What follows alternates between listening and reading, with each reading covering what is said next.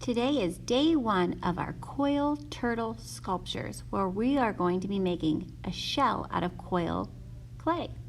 You need a cup of water and a tool and newspaper to cover your area where you will be working.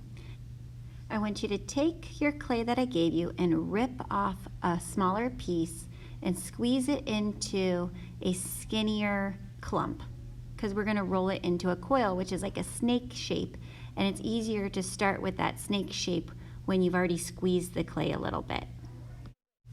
Then you're going to take that clump and you're going to roll it either in between your hands or on the table on your newspaper to create a nice coil that's not too skinny, not too thick, and even all the way through.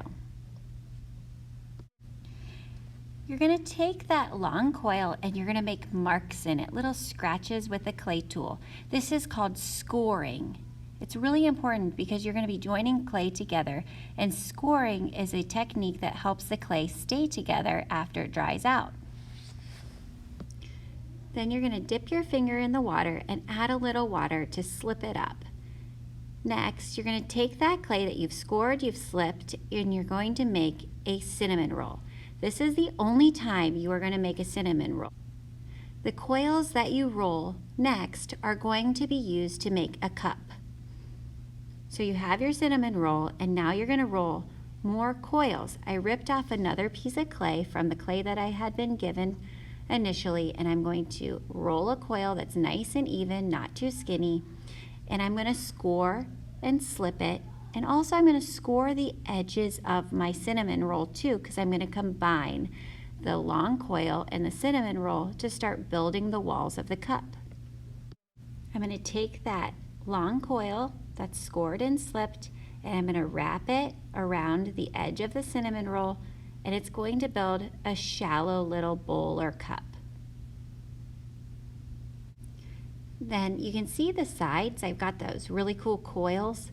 And now I'm going to take my finger and I'm just going to spread the clay inside of my little coil pot here to smooth the inside. But I don't want to smooth the outside. I want the outside to show the round coils that are looping around. But the inside I'm going to make nice and smooth.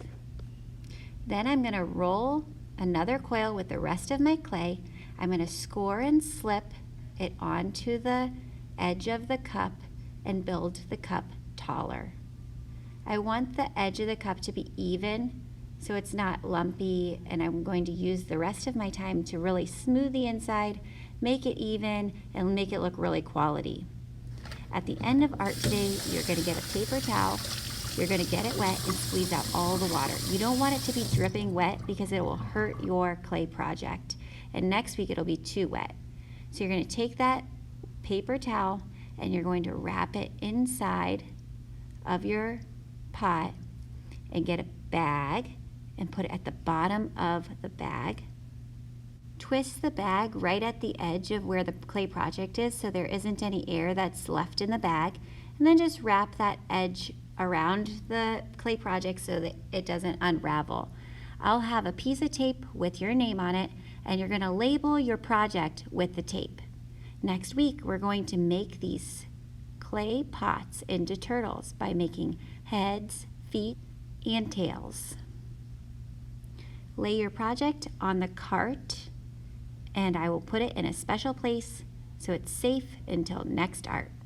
It is very important that you throw away your newspaper. I want you to wrap it up like a little present, fold it so all those little clay crumbs and clay boogers stay inside of it, and then put it in the trash.